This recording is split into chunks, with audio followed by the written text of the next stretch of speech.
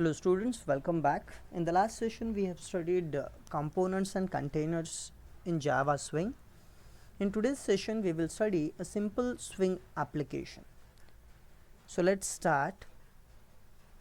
There are two different types of programs which we can typically write in Swing.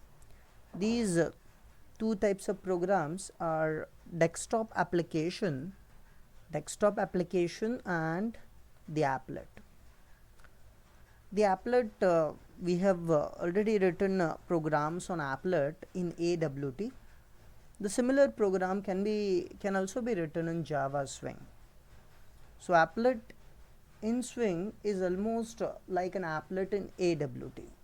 Only the difference is, as we have discussed, all Swing components starts with a letter J.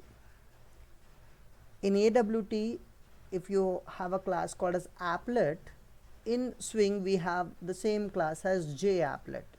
In AWT we have used button, in Swing we have JButton. Okay, like this some differences are there, but it looks almost similar. In today's session we will study how to create a desktop application in Java Swing. Up till now all the GUI programs which we have studied, all the programs were applet programs, but today we will create an application, desktop application.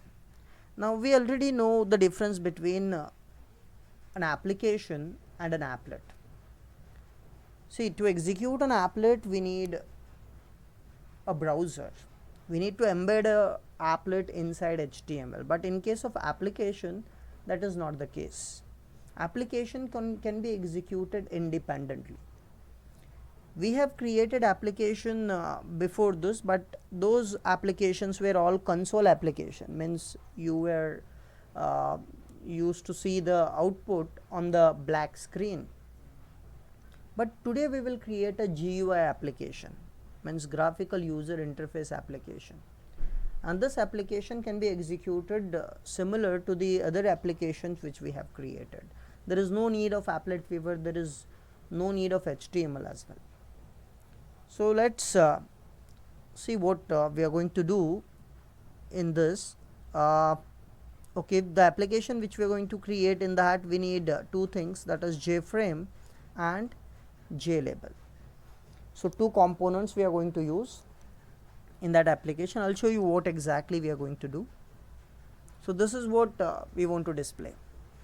Now you may say this looks similar to your applet, but this is not an applet, this is an application. Yes, GUI components are same, almost same in applet and applications. So here we have used a frame. You can, whatever you can see as a container here in the background with minimize, maximize and close buttons, this is a JFrame. See, in the when we create an applet, the applet provides us a container. Okay, so now we are not creating an applet, we are creating application. So there will be no applet in the background. We have to create a separate container here, and that separate container can be created by using JFrame, and this is the JFrame, and on this JFrame we have a label. So we already know how to create a label, so we are displaying a label with a message. So let's start. Let's see how we can create it. So to create it, I'll open Notepad++. Okay, I'll open a new file. To create any simple GUI application in Java Swing, first thing is we need to import a package. The package is JavaX. Now remember, it is JavaX, it is not simply javax.swing .star. Now we are creating an application in Swing, and that is the reason we need to import javax.swing. Earlier in case of applet AWT, we were importing java.awt. So this is not an AWT application, this is a Swing application, so we have to import a package Swing, though we can import AWT for certain other reasons. Okay, so then we will declare a class I'll say first app. Okay, first app, bracket open. Okay, now you can see a first app is not extending anything. Like in case of applet, your class should extend to applet, but we are not writing applet here, we are writing application. So there is no restriction on that our class should extend an applet. Then we will have a constructor. As you already know about the constructor, constructor has the same name as a class name. Now why constructor? In GUI program, constructors are used to create the GUI. All the components required in the GUI are always created from the constructor. So in this constructor, we have to write a code to create our GUI. As we know, in the GUI we need two components. One is our JFrame and another it is a JLabel or label, you can say. So how to create it? First I'll show you how to create container. So we will create container. Okay, so how to create a container? That is, container is represented by a class called a JFrame. So JFrame, I'll say FRM object name. This is like creating an object, is equals to new JFrame. Okay, inside this, the constructor of JFrame, you can send any text which will be displayed on the top of JFrame. I'll say my app. This will be displayed in the title bar of our container.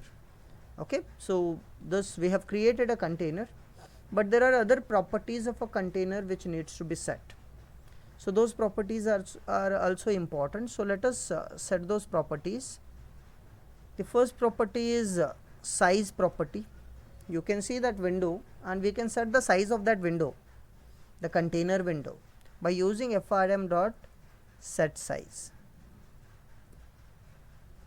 And to this we have to pass width and height. Right now I'll pass 500 comma 500, but we can change this. As I've said, this is to set size. Okay,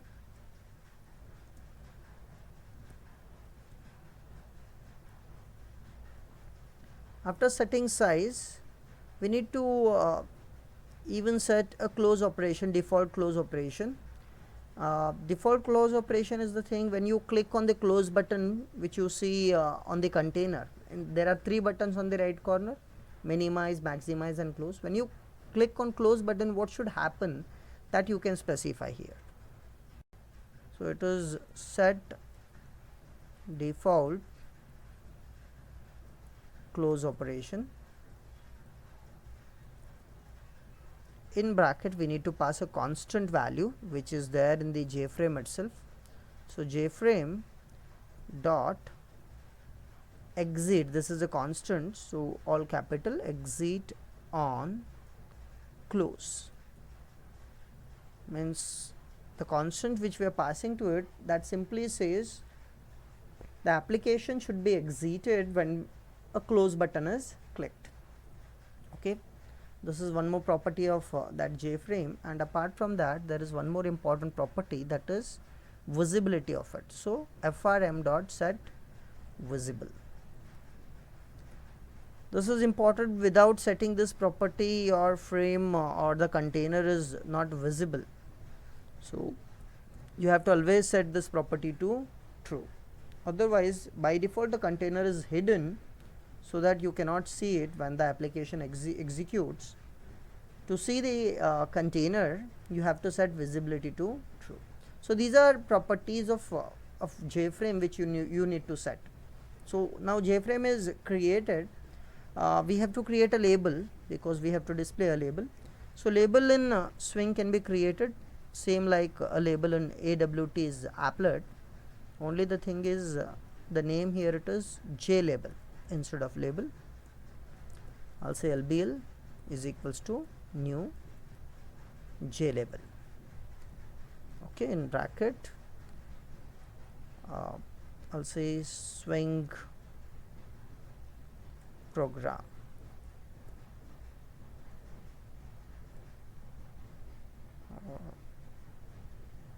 I'll say my first swing program. Okay, so label we have created now. Once you create a label, second thing you need to add that label on the container. Now what is our container? Container is JFrame. So the object of JFrame is FRM. So we have to use frm.add. Earlier we were using only add in applet because the applet was the container and our class was inheriting it. So there was no need of an object. But here we have created a separate object of our container, frm. So we have to use frm.add lbl. Okay, so we have added a label. Okay, so label is also created and added, means we are almost done with the GUI code. So the code inside the constructor, it is done. I will close this. So class is closed. If you look at this code, we have in the constructor created a JFrame and a label. Now one more thing is required in this, because this is not an applet. This program cannot be embedded in HTML. So to execute this program, we need something. What we need is, we need a main function. Without the main function, we cannot execute application, as you know, because main is the entry point and this is an application, not applet. So we need a main function. So we have to define a main here. Public static void main string of args. Okay, so we have our main. Now from inside the main, what exactly we have to do? We have to call this constructor. You know how to call the constructor. When you create an object of a class, constructor is called. Why to call a constructor? Because constructor includes all the code which creates a GUI. Okay, let me create an object. I'll say first app fa is equals to new first app. So we are calling a constructor and that's it. The program is done. We have created a program. Now let us save it. How to save it? The same rules apply here. Okay, I'll save it in F drive. We have to save our program with a class name, so it is first app.java and click on save. Program is saved. Now let us compile and execute. Open CMD, go to the drive where you have saved the file. It is in F here. So use java c first app.java.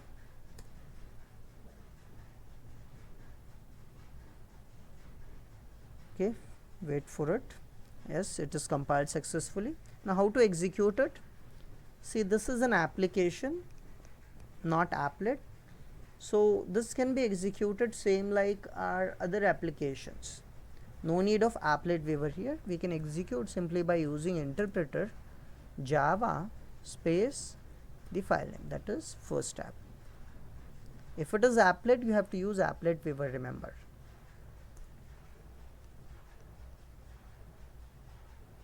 Okay, now you can see here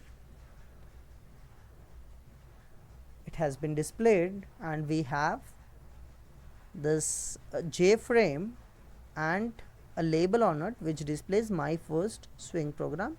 On the title bar of the JFrame, you can see it is displaying my app, and this is the size 500 by 500 which we have set it. Now let me reduce the size and show it to you.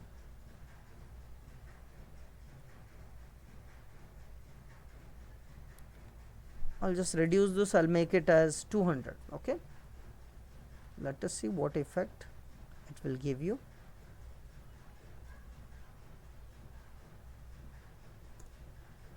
Okay, now you can see the size of this. The height has been decreased. So like this you can create an application in Java Swing. Okay, there is more to this application. There are certain additional things which have to be added in the application. I have shown you how we can create it in a simple way. We will discuss it in more details in the next session. Today we will stop here. Thank you.